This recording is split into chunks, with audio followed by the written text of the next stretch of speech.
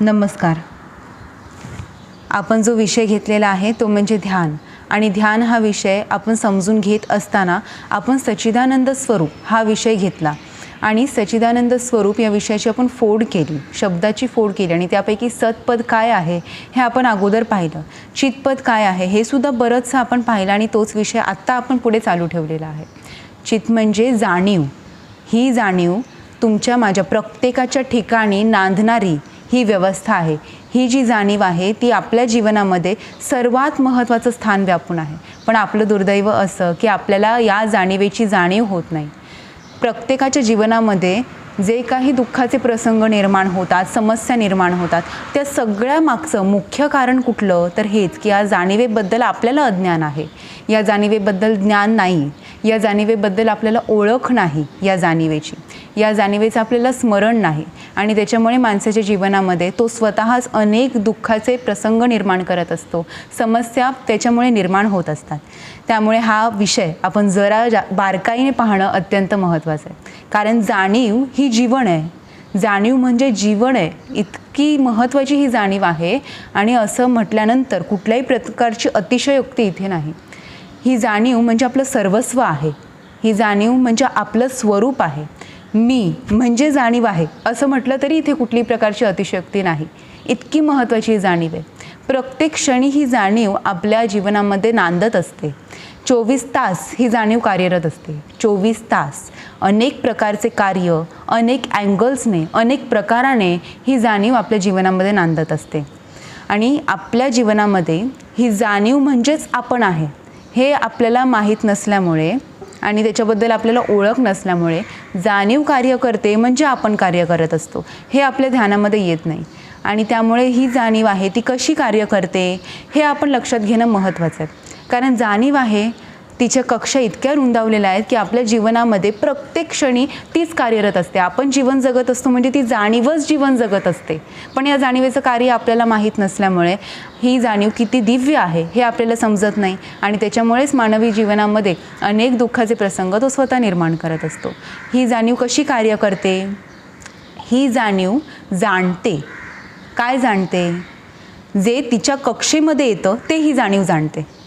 म्हणजे आपल्या कक्षेमध्ये म्हणजे जाणीवेच्या कक्षेमध्ये जे येतं ते ही जाणीव जाणत जाते आणि जसं जसं येतं तसं तसं ती सगळं जाणत जाते. म्हणून या जाणीवेला सर्वव्यापी असं म्हटलेलं आहे. ही सर्वव्यापी जाणीव काय जाणते तर ते सर्वच्या सर्व जाणते जे तिच्या कक्षेमध्ये येतं. पण गमतीची गोष्ट अशी की जे तिच्या कक्षेमध्ये येत नाही ते ही जाणीव जाणत नाही. म्हणून बघा, जी माणसं आपल्या कक्षेमध्ये येतील म्हणजे या जाणीवेच्या कक्षेमध्ये येतील तिला ही जाणत जाते. पदार्थ, वस्तू, निरनिराळे वस्तू असतील किंवा पक्षी, पशुपक्षी सगळ्याला ही जाणीव जाणते. आणि जसं जसं या कक्षेमध्ये, या जाणीवेच्या कक्षेमध्ये ही सगळ्या गोष्टी येतील तशी ही जाणीव जाणत जाते. अजून एक गोष्ट अशी की अनेक पुष्कळ अशा गोष्टी आहेत की ज्या ही जाणीव जाणत नाही. म्हणजे ती तिच्या कक्षेमध्ये येऊनसुद्धा ही जाणीव त्या पुष्कळ अशा गोष्टी आहेत त्या जाणत नाही. उदाहरण घ्यायचं झालं तर आपण आता रस्त्यावरून चाललेलो असू आणि रस्त्यावरून चालता चालता आपल्या समोरून एक आपली मैत्रीण किंवा मित्र समोरून येत असेल. आपण आपल्या विचारांमध्ये गुंग झालेलो असतो. आपल्या ठिकाणी जे विचार सुरू असतात अंतःकरणामध्ये त्या विचारांना ही जाणीव आहे ती व्यापत असते आणि त्या विचारांना ही जाणीव जाणत असते. त्यामुळे समोरून येणारी जी व्यक्ती आहे तिने आपल्याला ओळख दाखवली तरीसुद्धा ते आपल्या ध्यानामध्ये येत नाही. आणि मग त्या व्यक्तीला काय वाटतं की अरे मी ओळख दाखवूनसुद्धा हिने मला परत ओळख नाही दाखवली. मग दुसऱ्या दिवशी आपण ओळख दाखवल्यानंतर ती व्यक्ती ओळख दाखवत नाही. असा हा जो गोंधळ होतो तो का होतो? कारण या ठिकाणी जी जाणीव आहे आपल्या ठिकाणी ती जाणीव आपल्या अंतःकरणामध्ये सुरू असणारे जे विचार आहेत त्या विचारांना ही जाणीव व्यापत असते आणि त्या विचारांनाच ही जाणीव जाणत असते. ती त्या व्यक्तीला जाणत नसते. पण त्या कक्षेमध्ये ती व्यक्ती या जाणीवेच्या कक्षेमध्ये येऊनसुद्धा ही जाणीव त्याला जाणू शकत नाही. कारण ही जाणीव विचारांना जाणत असते. आता हे जाणीवेचं कार्यक्षेत्र इतकं मोठं आहे हे माहीत नसल्यामुळे हा गोंधळ घडला, हा गैरसमज निर्माण झाला. एखादा शहाणा माणूस काय म्हणेल, अरे तो त्याच्या विचारांमध्ये गुंग होता त्याच्यामुळे त्याने तुला ओळख नाही दाखवली. हे एक साधारण माणसाला समजेल. पण तो माणूस शहाणा असेल, त्याला जाणीवेचं कार्यक्षेत्र माहीत असेल तर. आता पुष्कळ असे ॲक्सिडेंट्स होतात आपण पाहतो. ते का होतात? की ड्रायव्हरला वाटतं, तो बसचा ड्रायव्हर असू देत, कारचा ड्रायव्हर असू देत, की मी हॉर्न वाजवला आहे म्हणजे ही समोरून चालणारी व्यक्ती आहे, तिला हॉर्न ऐकू आला आहे आणि ती बरोबर बाजूला सरकेल. पण ती व्यक्ती स्वतःच्या विचारांमध्ये गुंग झालेली असते आणि स्वतःच्या विचारांमध्ये ती असल्यामुळे तिला हॉर्न ऐकू येत नाही. हॉर्न वाजवूनसुद्धा तो ऐकू येत नाही, कारण ती तिच्या विचारांमध्ये गुंग झालेली असते. त्यामुळे अनेक असे देश आहेत की ज्या ठिकाणी ड्रायव्हर्सलाच ॲक्सिडेंट झाल्यानंतर कारणीभूत ड्रायव्हर आहे असं ठरवलं जातं आणि ड्रायव्हर दोषी धरला जातो. याचं कारणच हे आहे की समोरून चालणारी व्यक्ती तिला कुठल्या विचारांमध्ये आहे, तिच्यावर कुठल्या समस्या आहेत, कशामध्ये ही जाणीव नेमकी काय व्यापते हे त्यांना माहीत नसतं. सांगायचा मुद्दा हा आहे की अनेक पुष्कळ अशा गोष्टी आहेत त्या या जाणीवेच्या कक्षेत येऊनसुद्धा ही जाणीव जाणत नाही. पण बाकी सर्व गोष्टी अशा आहेत की ज्या त्या जाणीवेच्या कक्षेमध्ये येतात तेव्हाच ही जाणीव त्या जाणीवेला, त्या विचारांना किंवा त्या वस्तूला, माणसांना ती जाणते. अदरवाईज ती जाणत नाही. म्हणजे हे जाणणं जे आहे ना ते पहिले व्यापणं आहे. आधी ही जाणीव व्यापते आणि मग ती जाणते. मग काय करते की ते आपल्याला अनुकूल आहे की प्रतिकूल आहे या संबंधित ती विचार करते. मग जे अनुकूल आहे ते मिळवण्याचा ही जाणीव, आपल्या ठिकाणी नांदणारी जाणीव, ऑटोमॅटिकली हा प्रयत्न तिचा सुरूच असतो. जे अनुकूल आहे ते मिळवण्याचा प्रयत्न, जे प्रतिकूल आहे ते टाळण्याचा प्रयत्न. मग जे अनुकूल आहे ते आपल्याला म्हणजे या जाणीवेला मिळालं की ही जाणीव सुखी होते. जे प्रतिकूल आहे ते मिळालं तर ही जाणीव दुःखी होते आणि ह्याला आपण जीवन असं म्हणतो. बघा, प्रत्येकाने आपलं जीवन पहा. जे आपल्याला अनुकूल आहे म्हणजे जे आपल्या मनासारखं घडतं, जे मनाला हवं आहे. आता मन हा सुद्धा जाणीवेचा आविष्कार आहे. जे मनाला हवं आहे ते घडलं की ही जाणीव सुखी होते. जे प्रतिकूल आहे ते घडलं की ही जाणीव दुःखी होते, किंवा अनुकूल आहे ते मिळालं नाही तर ही जाणीव दुःखी होते. आणि यालाच आपण जीवन असं म्हणतो. त्यामुळे जीवन जे आहे ते A to Z जाणीवेचं प्रगटीकरण आहे.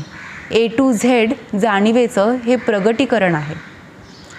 हे जीवन आपण समजतो की आपल्या मनाप्रमाणे मी असं म्हणणारी ही जी जाणीव आहे ती जाणीव म्हणजे हे जीवन आहे. त्यामुळे जीवन आपण जगत नसतो, जीवन ही जाणीव जगत असते. त्यामुळे जाणीवेचं कार्यक्षेत्र जाणून घेणं अत्यंत महत्त्वाचं आहे. त्यामुळे ही जाणीव नेमकी काय व्यापते याच्यावर आपण लक्ष केंद्रित केलं पाहिजे. कारण ही जाणीव काय व्यापते हे जर आपण पाहिलं नाही तर ही भर सगळं व्यापत जाते. ही चांगलंसुद्धा व्यापते आणि वाईटसुद्धा व्यापते. हिचं जे व्यापणं आहे आणि जाणणं आहे ते सतत सुरू असतं. त्यामुळे आपल्या जीवनामध्ये या जाणीवेच्या कक्षेमध्ये चांगल्या गोष्टीसुद्धा येतात, वाईट गोष्टीसुद्धा येतात. चांगल्या गोष्टीसुद्धा ही जाणीव जाणत जाते, वाईट गोष्टी जाणत जाते. त्यामुळे या जाणीवेवरती नियंत्रण आणणं फार गरजेचं आहे की या जाणीवेने नेमकं काय जाणलं पाहिजे, या जाणीवेने नेमकं कुठला विचार जाणला पाहिजे, धरला पाहिजे, त्याच्यावर चिंतन केलं पाहिजे, कुठले संस्कार या जाणीवेवरती होऊ दिले पाहिजेत. हे सगळ्यावरती जे नियंत्रण आहे ना, जाणीवेचं नियंत्रण, जाणीवेवर नियंत्रण, हे आपल्याला आणता आलं पाहिजे. तसं झालं तर काय होईल, जाणीवेवर नियंत्रण आल्यामुळे मनावरती नियंत्रण येईल आणि मनावरती नियंत्रण आल्यामुळे ज्ञानेंद्रिय आणि कर्मेंद्रिय त्यांच्यावरती नियंत्रण येणार आणि ज्ञानेंद्रियांवर, कर्मेंद्रियांवर नियंत्रण आल्यामुळे काय व्यापायचं, डोळ्यांनी काय पाहायचं, कानाने काय ऐकायचं, डोळ्यांनी जे पाहिल ते आपण मनात रुजू द्यायचं का, या सगळ्यावरती नियंत्रण येतं आणि अशा तऱ्हेने माणूस सुखी होतो. जेव्हा माणसाच्या ठिकाणी नियंत्रण नसतं तेव्हाच माणूस दुःखी असतो. माणसाच्या ठिकाणी जर नियंत्रण असेल तर तेव्हा माणूस सुखी होतो. त्यामुळे हे जाणीवेचं कार्यक्षेत्र आपण समजून घेणं महत्त्वाचं आहे. या विषयावरती चिंतन करणं महत्त्वाचं आहे. तसंच ही जाणीव अनेक वेगवेगळ्या क्षेत्रांमध्ये कार्य करत असते. आता जर अजून एक उदाहरण जर आपण पाहिलं ना तर आपल्याला लक्षात येईल. आपली जाणीव माकडाप्रमाणे सतत उड्या मारत असते. सतत ही जाणीव उड्या मारत असते. माकड कसं एक फांदी सोडून दुसऱ्या फांदीवर उडी मारतं, ती सोडून तिसऱ्या फांदीवर उडी मारतं, ती सोडून चौथ्या फांदीवरती ते उडी मारतं. म्हणजे एकावरून दुसरं, दुसऱ्यावरून तिसरं, तिसऱ्यावरून चौथं, असं उड्याच मारत राहतं माकड. त्याप्रमाणे आपल्या ठिकाणी असणारी ही जाणीव आहे, प्रत्येकाच्या ठिकाणी असणारी ही जाणीव आहे, ती जाणीव सतत उड्या मारत असते. एक सोडून दुसरं, दुसरं सोडून तिसरं. मग त्या माकडाला दुसरं नवीन पकडण्यासाठी काय करावं लागतं, आधीच ते सोडावं लागतं. अशा तऱ्हेने तो एक सोडतो, दुसरं धरतो, दुसरं सोडतो, तिसरं धरतो. तशी ही जाणीवसुद्धा अशाच उड्या मारत असते. आता समजा तुम्ही माझ्या समोर बसलेला आहात आणि मी तुम्हाला पाहते आणि तसंच अजून एक व्यक्ती बाजूलाच बसलेली असेल, तर मला त्या व्यक्तीकडे पाहायचं असेल तर तुम्हाला सोडून मला त्या व्यक्तीकडे पाहायला लागणार, परत तिला सोडून अजून दुसऱ्या व्यक्तीकडे पाहायला लागणार. असं एकावरून दुसरं, दुसऱ्यातून तिसरं ही जाणीव पाहत जाते, ही जाणत जाते. आणि अशा या विविध गोष्टी आहेत मगाशी पाहिल्याप्रमाणे, की या जाणीवेच्या कक्षेमध्ये जसं ते येतात त्या सगळ्यालाच ती जाणत जाते. असं एक सोडून दुसरं, दुसरं सोडून तिसरं या जाणीवेचं चाललेलं असतं. मग हे आपल्या ठिकाणी सुरू आहे आत्तासुद्धा, पण ते आपल्याला कळतंय का? ते आपल्या कधीही लक्षात येत नाही. एकतर या जाणीवेच्या हे जे एक सोडून दुसरं जे आहे धरणं आहे ना, सोडणं आणि धरणं, याचा वेग इतका आहे की तो आपल्याला कधी जाणता येत नाही. इतकं भर भर भर भर चाललेलं असतं की ते आपल्याला जाणता येत नाही, पण ॲक्च्युली ते चाललेलं आहे, ॲक्च्युली हे चाललेलं आहे. त्यामुळे एक सोडून दुसऱ्यावरती जेव्हा ही जाणीव उडी घेते तेव्हा ती जाणीव म्हणजेच आपण एक सोडून दुसरं धरत आहोत, हे आपणच करत आहोत, हे आपल्याला लक्षात घेणं महत्त्वाचं आहे.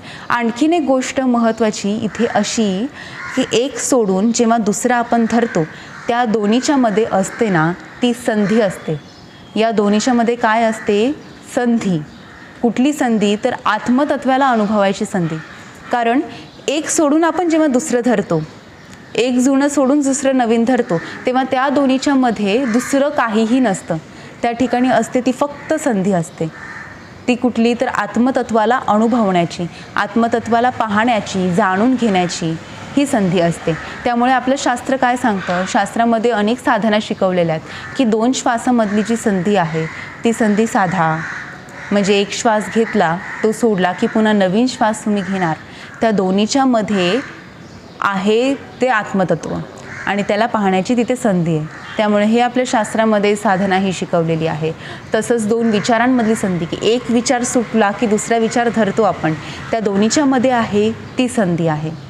तसंच अजून 2 अवस्थांच्या मधली संधी, की आपण जागृतीमध्ये आहोत आणि आपण कधी निद्रेमध्ये प्रवेश करतो हे आपल्याला कधीच कळलं नाही. ही घटना रोज घडते की आपण जागृतीमधून निद्रा अवस्थेमध्ये जातो, परत निद्रेतून जागृती अवस्थेमध्ये येतो. हे आपल्या प्रत्येकाच्या बाबतीत रोज घडतं, पण आपण त्याला कधी पकडू शकलो नाही. तर तसंच ही जी जागृती आणि निद्रा आहे त्या दोन्हीच्या मध्ये जी संधी आहे ना, ते आहे आत्मतत्वाला अनुभवण्याची संधी. तसंच 2 नामोच्चारांमध्ये संधी. आपण नामस्मरण करतो की नाही? विठ्ठल विठ्ठल विठ्ठल. या 2च्या मध्ये काय आहे? संधी आहे. राम राम. या 2च्या मध्ये काय आहे? संधी आहे आत्मतत्वाला अनुभवण्याची.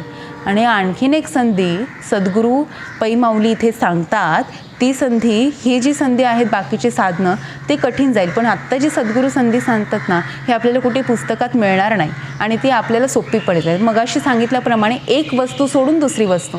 आता हे आपल्या ठिकाणी आपण भरभर भरभर करतच असतो, म्हणजे ही जाणीव हे असं करतच असते. एक वस्तू सोडून दुसरी वस्तू, दुसरी वस्तू सोडून तिसरी वस्तू. तर अभ्यास करण्याच्या दृष्टीने, साधनेच्या अंगाने आपल्याला हा जो प्रकार आहे सद्गुरूंनी सांगितलेला तो अत्यंत सोपा जाईल. पण मुळात संधी साधणं म्हणजे काय हे माणसाला कळत नाही. म्हणून एकनाथ महाराज एका ठिकाणी सांगतात, ज्याने संधी साधली त्याने संध्या केली. पण संधी साधणं म्हणजे नेमकं काय हे आपल्याला कळणं आवश्यक आहे ना. आता बघा, मगाशी सांगितल्याप्रमाणे नामस्मरण आपण करतो, नामोच्चार करतो, तेव्हा कसा करतो? विठ्ठल विठ्ठल विठ्ठल विठ्ठल. संधी कुठे आहे? त्या 2 नामांच्या, म्हणजे विठ्ठल हे नाम आणि अजून विठ्ठल हे नाम. आपण एक सोडतो नाम आणि परत नवीन नाम घेतो, पुन्हा घेतो. आणि या 2च्या मध्ये काय आहे?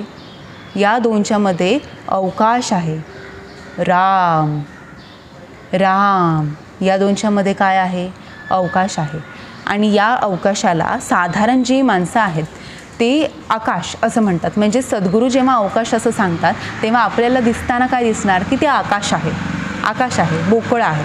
पण हे जे ज्याची थोडी प्रगती यामध्ये झालेली आहे त्याला ते आकाश नाही दिसत, त्याला ते चित्ताकाश दिसतं.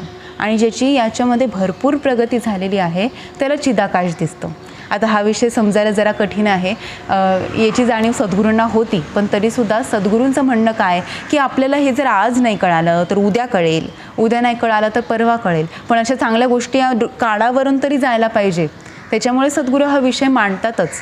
आणि म्हणून या विषयावर आपण चिंतन करत आहोत की भूताकाश जे आहे ना, ज्याला सामान्य आकाश, भूताकाश आपल्या शास्त्रामध्ये या आकाशाला भूताकाश असं म्हटलेलं आहे. आणि मग आपल्याला म्हणजे साधारण लोकांना जे दिसतं ना ते आकाश म्हणजे भूताकाश. ज्याची थोडी प्रगती झालेली आहे त्याला दिसतं ते चित्ताकाश. ज्याची भरपूर प्रगती झालेली आहे त्याला दिसतं ते चिदाकाश. चिदाकाश म्हणजे काय? प्रकाश. चिदाकाश म्हणजे आत्मतत्वाचा प्रकाश. कारण आत्मतत्वाला पाहण्याची ती संधी आहे. आत्मतत्वाला पाहण्याची संधी साधली की त्यातून काय दिसतो तर आत्मतत्वाचा प्रकाश आपल्याला अनुभवायला येतो. आता हा प्रकाश म्हणजे आपल्याला डोळ्यांनी दिसतो तो प्रकाश नाही. हा प्रकाश जो सर्वांना प्रकाशित करेल तो प्रकाश म्हणजे चिदाकाशाचा हा प्रकाश. तिथून आत्मतत्वाचा हा प्रकाश जो निर्माण होतो, जो आपल्याला अनुभवायला येतो, तो हा चिदाकाश. तर हा जो प्रकाश आहे तो आपल्याला अनुभवण्यासाठी, त्याच्यासाठी जो अभ्यास आहे तो अभ्यास आपल्याला निष्णात अशा सद्गुरूंकडूनच शिकणं आवश्यक आहे. आणि त्याच्यामुळे निष्णात असे सद्गुरू लाभणं हे आपलं पुण्यच. हे कुठल्याही येड्यागबाळाकडून आपल्याला जाणून घेता येणार नाही. नाहीतर आपल्याला ते आंधळ्याला वाट दाखवल्याप्रमाणे होणार आणि दोघंही जसे खड्ड्यात पडणार त्याप्रमाणे आपल्याला काहीही कळणार नाही यातलं. त्याच्यामुळे आपल्याला निष्णात अशा सद्गुरूंकडूनच ही विद्या शिकणं हे अत्यंत महत्त्वाचं आहे. आता लोकांना काय वाटतं, अनेक अशी लोक आहेत त्यांना वाटतं ही साधना करायची, मग कशी करायची की डोळे मिटून ही साधना करायची, तेव्हा ही साधना फळणार किंवा ही साधली जाईल. पण असं मुळीच नाही आहे. ही साधना डोळे उघडून, डोळे बंद असताना आपण कधीही करू शकतो. आणि नेहमी ही साधना असायला पाहिजे, ज्याला आपण नामस्मरण म्हणतो. सतत स्मरण असायला पाहिजे, सतत ईश्वर चिंतन असायला पाहिजे. आणि त्यामुळे ही डोळे उघडून, डोळे बंद करून, जसं आपल्याला सद्गुरूंनी मार्गदर्शन केलेलं आहे, जसं आपलं चिंतन झालेलं आहे या विषयावरती, जसे आपले विचार आहेत, आपला अभ्यास आहे, आपली साधना आहे, त्याप्रमाणे ही साधना पुढे जायला पाहिजे. त्यामुळे ही साधना योग्य सद्गुरूंकडूनच शिकून आपण घ्यावी. तसंच आता जाणीवेचं कक्ष जर पाहिलं ना तरी कशी जाणीव रुंदावत जाते आणि कशी ही जाणीव आहे ती आपल्या प्रत्येकाच्या ठिकाणी नांदत असते हे आपण पाहण्याचा प्रयत्न केला तर ही विशाल आहे. आपल्या कक्षेमध्ये म्हणजे आपल्या विचारांमध्ये ही जाणीव बसणार नाही. आपण ती किती समजून घेण्याचा प्रयत्न केला तरीसुद्धा ही जाणीव आहे ती विलक्षण आहे. आणि हे स्वरूप आहे आपलं. ही जाणीव म्हणजे स्वरूप आहे. हे जाणीव म्हणजे चितपद आहे ज्याच्यावरती आपण आता चिंतन करत आहोत. म्हणून ही जाणीव म्हणजे जीवन आहे, आपण असं अगोदर पाहिलेलं आहे. कारण आपण काय म्हणतो, आपण असं म्हणतो ना की 16 विद्या आणि 64 कला असं आपण म्हणतो. तर हे जे आपण म्हणतो हे हे सगळं आहे ते कशाचं प्रगटीकरण आहे तर जाणीवेतूनच या सगळ्या गोष्टी निर्माण झालेल्या आहेत. त्याच्यामुळे हिरा जसा असतो ना की त्या हिऱ्याला जसे पैलू पाडत जाणार तसा तो हिरा अधिक प्रकाशित होत जातो. त्या हिऱ्याला जेवढे तुम्ही पैलू पाडाल तेवढा तो हिरा प्रकाशित होतच जातो आणि त्याचं तेज वाढतं, त्याची किंमत वाढते, त्याचं मोल वाढतं. तुम्ही जेवढे पैलू पाडाल तेवढे. तसंच ही जाणीव आहे. या जाणीवेला आपण एक विद्या शिकलो की पैलू पडतो, तसंच अजून एक कला शिकलो की या जाणीवेला पैलू पडतो. या जाणीवेला जसे पैलू आपण पाडत जातो तसे या जाणीवेचा विकास होतो. तसे ही जाणीवरूपी हिऱ्याचा विकास म्हणजे ते अजून तेजस्वी होते आणि तिचं अजून कार्यक्षेत्र वाढतं. तर त्याचं हे जे विकास होणं आहे ना हे केव्हा होतं, जेव्हा आपण एखादी गोष्ट शिकतो, एखादी कला, एखादी विद्या. हे झाली एक बाजू. आत्मविद्या, आत्मज्ञान ही सुद्धा एक दुसरी बाजू आहे की ही सुद्धा एक विद्याच आहे. पण एक गमतीची गोष्ट अशी की आपल्या हिंदुस्थान राष्ट्रामधली जी लोकं आहेत ना त्यातलं पुष्कळ लोकांना असं वाटतं की आत्मज्ञान झालं की काम झालं, मोक्ष मिळाला की काम झालं, ते अंतिम आहे असं वाटतं. पण हे आत्मज्ञानसुद्धा आत्मविद्येचा आविष्कार आहे. म्हणून या सगळ्या कला, विद्या, सगळ्या गोष्टी ज्या आहेत ना ते आविष्कार आहेत जाणीवेचे. तर या जाणीवेला पाडलेला आत्मविद्येचा तो एक पैलू आहे. पण महत्त्वाची गोष्ट अशी की हा पैलू सगळ्या पैलूंपेक्षा महत्त्वाचा आहे. कारण हा जर पैलू आपल्याला पाडता आला नाही तर तुम्ही इतर अनेक पैलू जे पाडताना त्याचं सगळ्याचं मोल कमीच. म्हणजे सगळ्यात महत्त्वाचा हा पैलू आहे. हा पैलू जर पडला तर इतर पैलूंना महत्त्व आहे, तरच इतर पैलूंना महत्त्व आहे. या पैलूचंच मोल जास्त आणि इतर पैलूंचं कमी आहे. आता हे उदाहरणात पाहायचं म्हटलं तर सद्गुरू इथे खूप महत्त्वाचं उदाहरण देतात ज्याच्यातून हा विषय आपल्या सर्वांनाच तो स्पष्ट होईल. तर सद्गुरू काय सांगतात की एक गोष्ट सांगतात. ही गोष्ट म्हणजे एक नावाडीची आणि एक शास्त्री बुवांची. शास्त्री बुवा जे स्वतःला खूप ज्ञानी आणि खूप हुशार समजत असतात, कारण त्यांनी भरपूर कला आणि भरपूर विद्या शिकून घेतलेल्या असतात. त्याच्यामुळे एक दिवस काय होतं की शास्त्री बुवांना ऐल तीरावरून पैल तीरावरती जायचं असतं. मग त्याच्यासाठी ते नावेमध्ये बसतात आणि तो नावाडी मग नाव चालवायला सुरू करतो. नाव चालवता चालवता चालवता ते नदीचं पात्र इतकं मोठं असतं की ते मध्ये येऊन पोचतात. मध्ये पोचल्यानंतर अचानक म्हणजे त्या प्रवासामध्येच शास्त्री बुवा त्या नावाड्याला काय विचारत असतात की आता ते स्वतःला शहाणे समजत असतात. शास्त्री बुवा स्वतःला ज्ञानी समजत असतात, कारण त्यांनी भरपूर कला शिकलेल्या असतात, भरपूर विद्या त्यांना अवगत असतात. त्याच्यामुळे ते त्या नावाड्याला विचारतात, काय रे तुला गणितशास्त्र येतं का? तर तो म्हणतो नाही हो, मला फक्त नाव चालवता येते आणि मी नाव ज्याच्या चालवतो म्हणजे पाण्यात, तर मला पाण्यात पोहता येतं, मला दुसरं काही येत नाही. माझं जे काम आहे तेच मला उत्तम पद्धतीने करता येतं.